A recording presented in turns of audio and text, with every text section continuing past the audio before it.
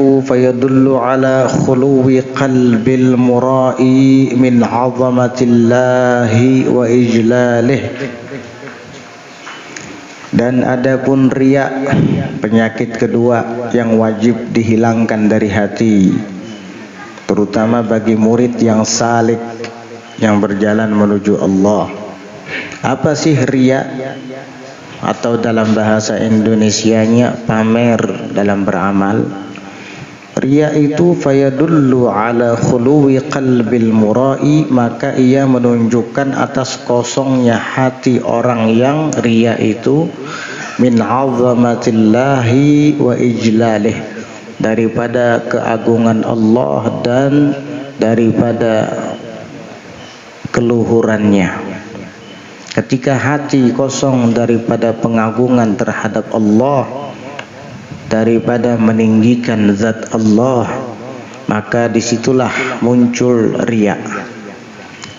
Karena yang diagungkannya bukan Allah, yang diagungkannya bukan Tuhannya, tetapi orang yang ia pamer kepada orang itu. Li'annahu, karena sesungguhnya murai itu, orang yang melakukan perbuatan riya tadi, yatasanna'u, dia yatasanna', membuat-buat, wa yatazayyanu, dan menghias-hias diri, memperindah diri atau amal, lil makhluqin, untuk makhluk-makhluknya Allah. Itulah orang riya. Jika ia melakukan salat, maka ia semangat jika di hadapan orang banyak. Jika sendirian ia malas. Riya ini karena ingin ditonton oleh orang banyak. Jika bersedekah, selalu saja ingin diketahui oleh orang lain atau dilihat oleh manusia. Jika sendirian dia tidak mau bersedekah. Ini riya. Kenapa? Karena dia membuat-buat dan memperbaiki diri untuk makhluk. Wala yaqna'u, dan tidak merasa cukup, tidak merasa puas bi'ilmillahi rabbil alamin, dengan pengetahuannya Allah Tuhan alam semesta.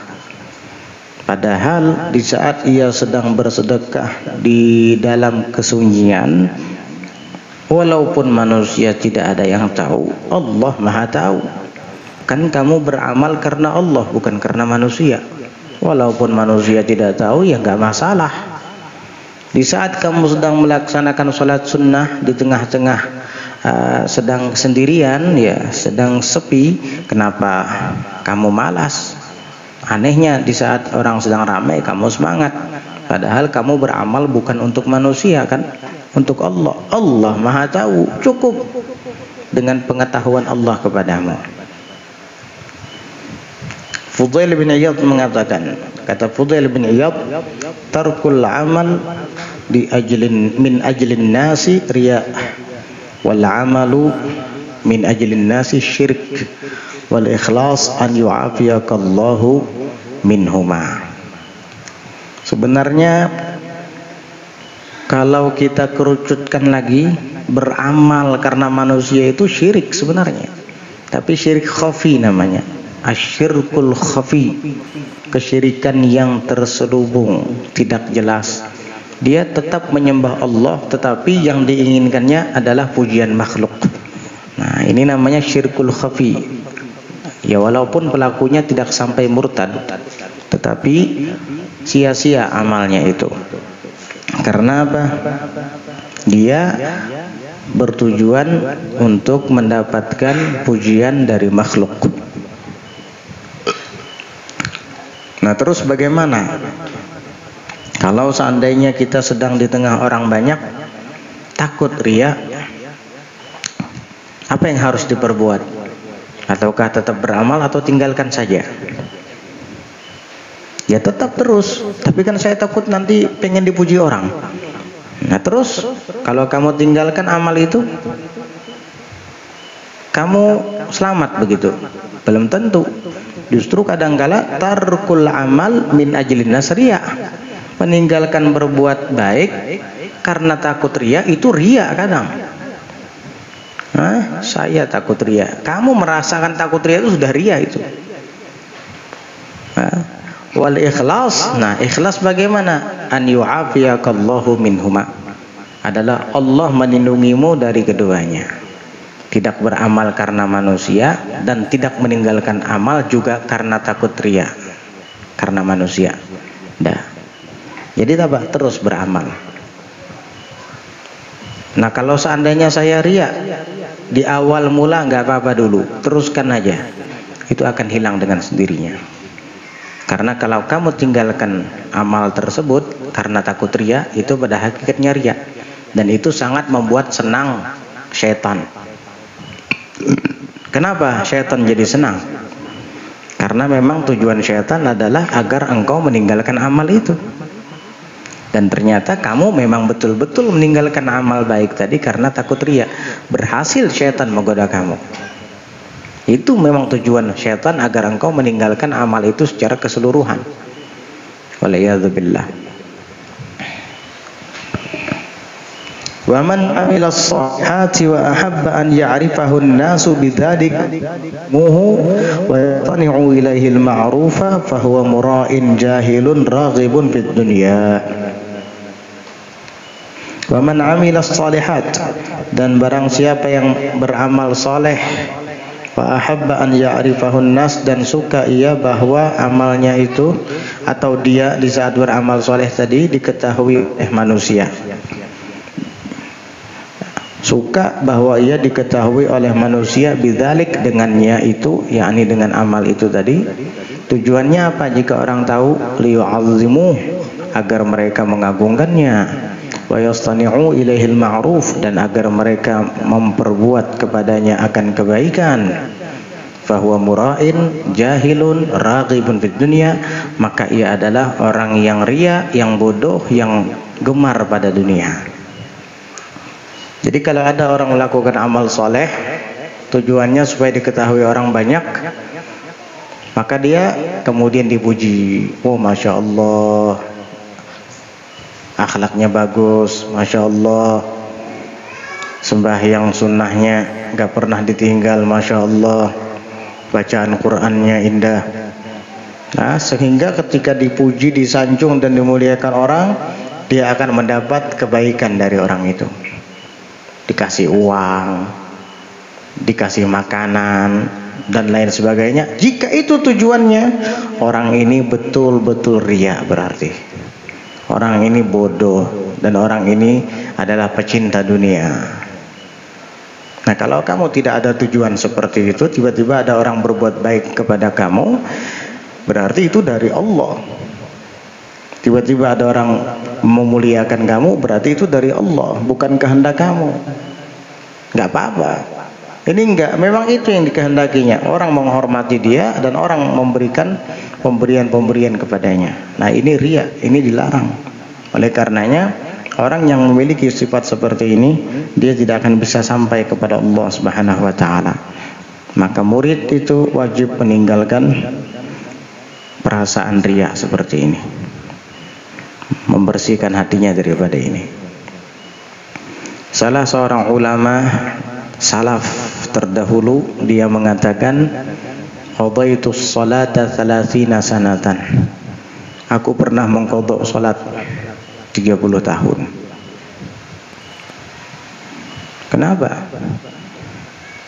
Karena dulu aku punya kebiasaan sholat berjamaah di saf yang terdepan, dan itu kulakukan selama 30 tahun. Hingga pada suatu hari saya agak sedikit telat datang ke masjid, sehingga saf yang di depan sudah penuh semua. Lalu kemudian saya sholat di saf yang belakang dengan perasaan malu. Ada rasa malu di hati saya karena tidak berdiri di saf depan lagi. Dari sini saya sadar bahwa ternyata sholat saya selama 30 tahun yang lalu bukan karena Allah, karena manusia. Buktinya hatiku berubah ketika aku sedang ada di saf yang belakang. Berarti sholatku selama ini karena Allah, karena manusia, bukan karena Allah. Selama 30 tahun, akhirnya aku qadha itu sholat semua. Kalau kita mungkin perlu diqadha semua sholat kita kalau kayak gitu. Bahkan qadhanya kita perlu diqadha lagi kadang. Nah, sudah mengqadha, qadhanya itu perlu diqadha lagi kadang. Na'udzubillah. Ini adalah mazhabnya kaum orang sufi. Ya, walaupun dalam hukum fikih selama salat itu memenuhi rukun dan syurut maka tidak dipermasalahkan. Tapi mereka itu salatnya karena Allah. Dan ketika ia tahu bahwa selama ini dia salat karena manusia, maka dia menganggap salatnya itu tidak sah, tidak diterima sama Allah. Kalau fikih hanya membicarakan tentang sah atau tidak sahnya salat. Tapi kalau para sufi, mereka tidak sebatas itu, diterima atau ditolaknya salat. Kita kan selama ini hanya mempelajari arkanus shalah, syurutu sihhatis shalah, tapi tidak pernah mempelajari syurut qabulis shalah, syarat diterimanya salat. Kalau mereka sudah tidak memikirkan sah atau tidaknya lagi, tapi yang mereka pikirkan diterima atau ditolaknya ibadah mereka. Lianna zahida, karena sesungguhnya orang yang zuhud di dunia ini, man adalah orang yang lau aqbalan nasu alaihi, jikalau manusia menghadap kepadanya, bita'zimi, dengan penghormatan, wa bazlil amwali, dan menyerahkan harta atau mengerahkan harta-harta mereka, lakana yu'ridu an dzalika wa yakrahu, tentu dia orang yang zuhud itu akan berpaling daripada itu dan membencinya, tidak menyukainya. Maksudnya dalam hati. Dalam hati dia tidak suka. Dalam hati dia tidak senang kalau ibadah saya dinilai dengan uang ini. Kalau balasan ibadah saya adalah sekedar pengagungan dari makhluk. Enggak, dalam hatinya enggak. Karena bukan itu yang dia maksud. Walaupun dia tetap menerima pemberian itu secara zahir, tapi hatinya tidak senang. Takut ini karena sholat saya tadi, takut ini karena bacaan Quran saya tadi. Tapi tetap diterima karena apa? Rasulullah sallallahu alaihi wasallam bersabda, man atahu syai'un min ghairi mas'alatin wala istishrafi nafsin thumma yarudduhu fa innama yarudduhu 'ala Allah. Barang siapa yang kedatangan pemberian tanpa ada didahului oleh rasa minta dan tidak ada mengincar-incar dari hatinya, maka dia tolak. Pada hakikatnya orang itu menolak pemberian Allah Subhanahu wa taala. Sombong ini. Jadi kalau kita tidak pernah minta, tidak mengharapkan dengan hati, tiba-tiba diberi oleh seseorang pemberian, terima aja, jangan ditolak. Kalau ditolak berarti kamu menolak pemberian Allah. Karena orang itu tidaklah memberikan pemberian kepada kita kecuali karena Allah Ta'ala yang menggerakkan hatinya. Tetapi orang yang zuhud terhadap dunia, ia tetap tidak suka dengan hatinya. Karena apa? Khawatir itu datang karena sholat saya tadi kah atau bacaan Quran saya tadi, walaupun mereka tidak mengharapkannya. Wa hadza yatlubu ad-dunya bi'amalil akhirah faman ajhalu min. Dan orang ini menuntut dunia dengan amal akhirat, faman ajhalu min. Siapa genangan yang lebih bodoh daripada dia? Mencari dunia tapi dengan menjual akhirat. Na'udzubillah. Wa idza lam yaqdir 'ala az-zuhdi fid dunya, dan apabila ia tidak sanggup atas zuhud di dunia, fayanbaghi lahu an yatluba ad-dunya minal malik laha, minal maliki laha wa huwa Allah. Nah, jika ia tidak sanggup untuk zuhud dalam dunia, maka siogianya baginya ia menuntut dunia atau meminta dunia itu dari pemiliknya. Minal malikilaha. Siapa? Wa huwallah, dia adalah Allah. Jadi begitu, minta dunia itu sama Allah, enggak usah sama makhluk. Fa inna qulubal khalaiq biyadihi. Karena sesungguhnya hati makhluk-makhluk itu ada di kekuasaannya, di genggamannya, maksudnya dalam kuasanya Allah. Yuqbilu biha ala man aqbala alaih wa yusakhiruha lahu fi ma yasha. Allah akan menghadap dengan hati-hati makhluk tadi ala man aqbala alaih, atas orang yang menghadap kepadanya. Jadi tenang saja, kamu terus ibadah kepada Allah. Nanti hati makhluk yang akan Allah Subhanahu wa taala setir kepada kamu. Nanti Allah yang akan membuat hati mereka, para makhluk itu bergerak untuk memberi kamu. Tetap kamu beramal karena Allah, untuk Allah, dan menghadap kepada Allah. Wa yusakhiruha lahu, dan Allah akan tundukkan hati itu untuknya. Fima yasha, pada apa yang dikehendakinya. Itulah para wali-walinya Allah.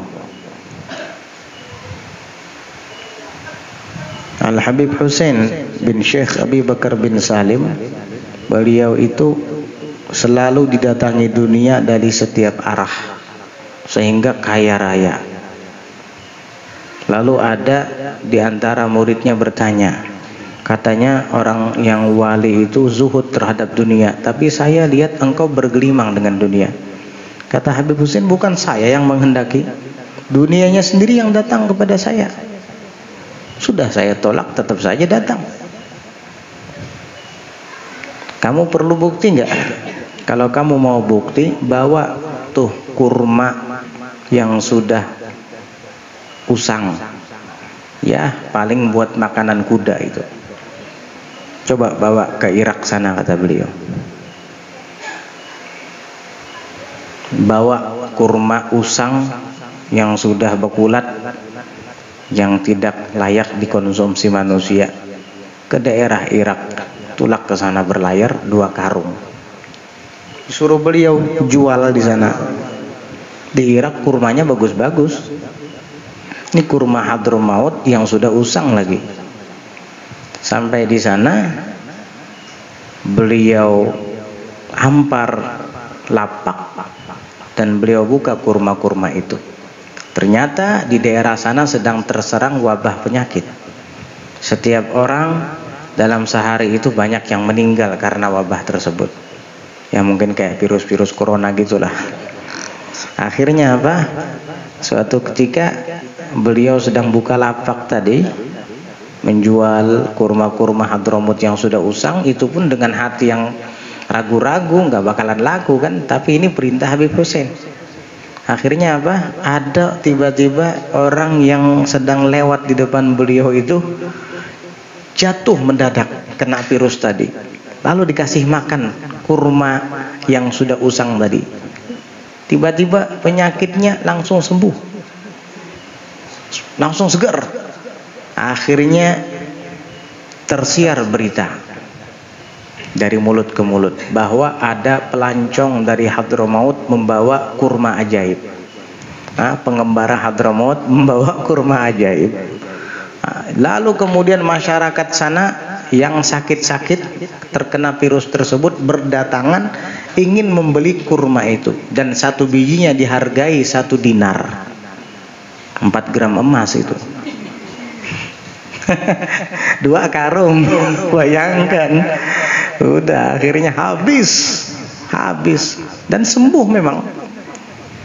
Bener kata Habib Husain, dunia yang ngejar dia. Sampai kurmanya aja laku dijual. Subhanallah. Akhirnya dia bawa 2 karung dinar pulang ke Hadramaut. Ketika itu Habib Husain sedang istirahat di malam hari. Karena si murid ini tidak ingin barangnya hilang, dia lempar melalui jendela. Dan jendela itu sampai sekarang masih ada di Hadramaut sana. Hendak sugih berdoa di jendela. Jangan Indonesia sudah banyak mendatangkan di situ, mandak duit di situ. Dan jendela itu memang sudah dikasyaf oleh abahnya Syekh Abu Bakar bin Salim dari sejak Al-Imam Husain bin Syekh Abu Bakar bin Salim masih kecil. Kata beliau, adapun putraku Husain, dia nanti akan dikejar-kejar dunia sampai dunia itu masuk melewati jendela ini, kata beliau. Dan itu terbukti setelah beberapa puluh tahun kemudian, dan itu setelah wafatnya Syekh Abu Bakar bin Salim. Begitu. Dunianya yang datang bagaimana? Saya juga lari darinya, dia malah tambah banyak datang ke saya, kata beliau. Makanya dunia itu seperti bayanganmu sendiri. Semakin kamu kejar, ya semakin lari dia, gak bakalan bisa. Bayangan di depan mata, kita kejar, dia tetap duluan dia, gak akan ketemu. Tapi kalau kita lari, dia yang ngejar kita. Kita lari dari bayangan itu, bayangan yang ngejar kita. Kita lari dari dunia, dunia yang ngejar kita. Itu orang yang akil, begitu. Gak menuntut pujian, sanjungan, imbalan dari makhluk. Dia malah menuntut kehormatan dan pemberian dari sang pencipta makhluk, sang pemilik hati setiap makhluk, Allah Subhanahu wa ta'ala. Harun ar-Rasyid dulu dikenal sebagai raja yang terhormat. Dia banyak punya budak wanita yang cantik-cantik, budak. Tapi beliau menyukai budak wanita yang hitam legam. Dari sekian banyak budak yang cantik itu, malah budak wanita yang hitam tadi yang beliau sayangi. Sehingga berita itu terdengar oleh raja-raja dunia, dan mereka menertawakan Harun ar-Rasyid. Harun ar-Rasyid jatuh cinta kepada budak hitam legam. Hahaha, ketawa semua. Nah, yang lain, raja-raja lain budaknya cantik-cantik, gundik-gundiknya itu budak. Harun ar-Rasyid juga punya yang cantik-cantik budak, tapi dia suka dengan yang hitam itu, budak hitam tadi. Ditertawakan Harun ar-Rasyid. Beliau pun ingin menjelaskan kepada raja-raja itu. Beliau undang ke istananya. Datang raja-raja itu ke istana Harun ar-Rasyid. Ketika mereka sedang terkumpul, duduk bareng, maka Harun ar-Rasyid memanggil budak-budaknya. Semua melihat budak Harun ar-Rasyid cantik-cantik, dan di tengah-tengah mereka ada satu budak yang hitam legam itu tadi. Ya Allah, jeleknya budak ini, kata yang lain. Yang lain cantik semua, kecuali ini jelek, ini satu orang. Lalu Harun ar-Rasyid memberikan gelas kristal kepada budak yang cantik itu. Ambil gelas kristal ini, ambil ini, lempar sekarang juga. Jangan, wahai raja, sayang, ini mahal. Kalau dilempar nanti pecah.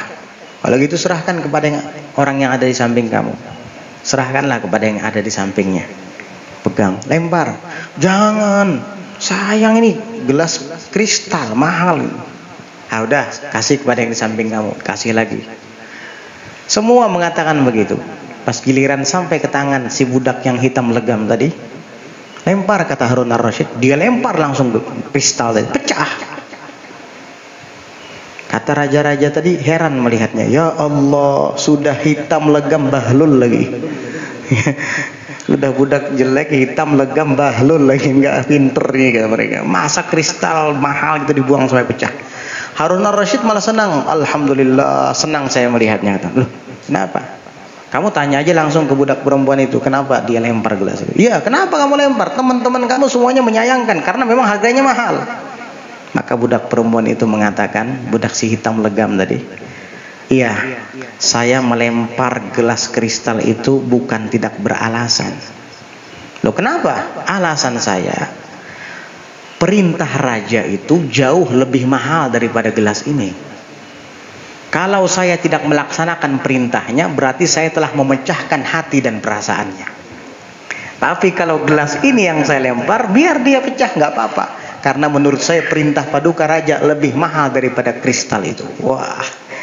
Nah, kata Harun ar-Rasyid, dengar sendiri. Itu raja-raja nunduk malu semua. Pantes Harun Ar-Rasyid senang dengan budak itu. Senang kan bukan berarti cinta karena naksir, bukan, karena hatinya. Luar biasa kata Harun Ar-Rasyid. Apa kata raja-raja lain? Kita aja punya budak belum tentu kayak dia ini. Nah, sudah tahu kan alasan saya kenapa cinta sayang sama budak yang ini? Walaupun secara lahiriah kulitnya hitam legam, tapi hatinya baik. Nah, akhirnya kata Harun Ar-Rasyid, kasih dia kristal-kristal itu semuanya pada budak ini. Wah, dapat banyak kristal dia. Akhirnya apa? Pulanglah raja-raja itu. Itu budak-budak perempuan yang lain mendekati budak hitam tadi dan berkata, kok kamu bisa begitu ya? Jadi budak harus pintar katanya. Nah, kalau kita menginginkan gelas ini, kita nggak dapat. Tapi kalau yang kita ambil hati raja, lebih dari satu kita dapat. Tuh buktinya saya punya banyak cangkir-cangkir kristal. Kalian nggak dapat walau satu. Karena kalian melihat gelasnya, nggak mendekati pemilik gelas. Ini salah kalian. Kenapa? Kalian menginginkan gelasnya, tapi tidak mendekati pemilik gelas. Kalian menginginkan kristal ini, tapi kalian menjauhi pemilik kristal. Gimana kalian bisa dapat? Kalau saya pemilik kristalnya yang saya dekati, sehingga mau lebih dari kristal dikasih sama dia. Oh, pinter betul ternyata budak ini. Di hadapan Harun Ar-Rasyid begitu, di hadapan budak-budak lain begini, pinter. Begitu juga kalau kita yang dicari duit, yang dicari harta dunia, jadi budaknya kamu. Coba cari ridho yang menciptakan dunia. Cari ridho yang memiliki dunia, langit, bumi dan isinya ini. Siapa? Allah Subhanahu wa taala. Allah akan kasih semuanya untuk kamu. Yang dicari dunianya. Nah, itu tamsil, itu pelajaran. Kecerdasan budak wanita itu mengajarkan kepada kita agar jangan tertipu dengan barang-barang dunia yang ada di depan mata ini. Tapi lihat Sang Maha Penciptanya. Ingat Sang Maha Pemiliknya yang sebenarnya, bahkan yang memiliki diri kamu. Dekatkan dirimu kepadanya, apa yang kamu mau dia kasih. Dunia ini kecil. Kalau kamu sudah dekat dengannya, dengan Allah Subhanahu wa taala, menghadap kepadanya dengan ikhlas, udah, mau apa kamu dikasih sama Allah Subhanahu wa taala.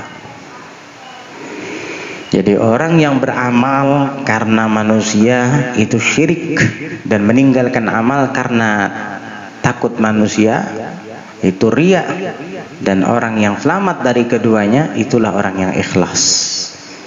Orang yang ikhlas itu pujian manusia tidak menambah amalnya, dan celaan manusia tidak membuatnya berhenti beramal. Nah, dari sini kita bisa tahu kita ikhlas atau tidak. Ketika kita hadir ke majelis, misalnya disanjung oleh orang, wah rajinnya, wah tambah rajin ke majelis, tambah rajin ibadah. Nah, pas giliran ada orang mencela kisah Pak Alimnya, ke majelis tarus, ampihamtulah ke majelis. Ini enggak ikhlas orang ini, karena menghiraukan pembicaraan orang lain. Berarti niat dan tujuannya bukan karena Allah. Banyak orang yang rajin ke majelis jadi nggak rajin lagi gara-gara omongan orang. Banyak orang yang dulu istiqomah sholat berjamaah di masjid tidak istiqomah lagi gara-gara omongan orang. Ketahuan kamu gak ikhlas. Makanya kata Sayyidina Ali, al-mukhlisu la yaziduhul madhu wa la yanqusuhuz dzam. Orang ikhlas itu tidak akan menambahkannya pujian orang lain dalam beribadah, dan tidak akan menguranginya, yaitu celaan orang lain dalam beribadah. Itu ikhlas betul, tulus orang kayak gitu. Sulit. Dulu rajin, gara-gara dicela, dimaki sama orang, nggak rajin lagi. Dulu sekarang kok tambah semangat banget. Oh, karena baru saja dipuji sama orang. Na'udzubillah min dzalik. Itu adalah orang yang jahil, kata Imam Haddad. Itu orang mura'in, jahil, raghib fid dunya. Memang benar kata Imam Abdurrahman As-Saggaf, dawaul qalbi qat'ul alaiq. Obat hati itu memutuskan ketergantungan dengan makhluk. Udah, jangan bergantung sama makhluk, bergantung sama Allah saja. Capek kalau bergantung sama makhluk, capek. Kena ngalih jar aku di anu orang kena, wah capek ente kayak gitu hidup, kayak nggak punya Tuhan aja. Naudzubillah. Tumpukan segala harapan kepada Allah, minta kepadanya. Dengan berikhtiar tetap jalan, tapi hati tetap kepada Allah Subhanahu wa taala. Ikhtiar hanya sekedar usaha, hati tetap kepada Allah Subhanahu wa taala. Wa ammal hasadu fahuwa mu'adatun lillahi zahiratun wa munaza'atun lahu fi mulkihi bayyinatun li'annahu subhanahu idza an'ama 'ala ba'dhi ibadihi fala syakka annahu muridun lidzalika wa mukhtarun lahu wallahu a'lam bis-shawab. Insyaallah kita akan lanjutkan di pelajaran berikutnya penyakit hati yang ketiga yang sangat berbahaya juga, yaitu adalah dengki, iri kepada orang lain. Kita akan baca di pelajaran selanjutnya insyaallah. Untuk malam Jumat yang akan datang mungkin kita libur dulu karena sehubungan ulun insyaallah akan menunaikan ibadah umroh karena ada hajat dari saudara-saudara kita yang ada di daerah Sungai Cuka, Sungai Danau dan sekitarnya, minta ulun membimbingkan mereka untuk berangkat umroh sekaligus ziarah ke bumi sejuta wali yaitu Hadramaut dan berziarah ke kota ilmu yaitu Mesir insyaallah selama kurang lebih 24 hari, sebulan kurang 6 hari. Ya, doakan ulun mudah-mudahan lancar dari berangkat sampai pulang kembali. Ulun dan seluruh rombongan diberi kesehatan, afiah, berkah, panjang umur insyaallah. Mudah-mudahan pian yang belum sempat atau belum pernah atau yang sudah pernah melangkahkan kaki ke sana, ke tanah suci, mudah-mudahan mendapat panggilan dari Allah Subhanahu wa taala untuk bisa sampai ke sana insyaallah. Siapa tahu kita bisa bareng nanti ya. InsyaAllah bulan Syawal nanti siapa tahu bisa bareng, kita berangkat bareng insyaallah. Amin ya rabbal alamin. Ala hadhihi niyyah wa ala kulli niyyatin salihatin jami'ah syamilah li khairatid dunya wal akhirah wa ila hadratin nabiyyi Muhammadin sallallahu alaihi wa ala alihi wa sahbihi wa sallam. Al-Fatihah.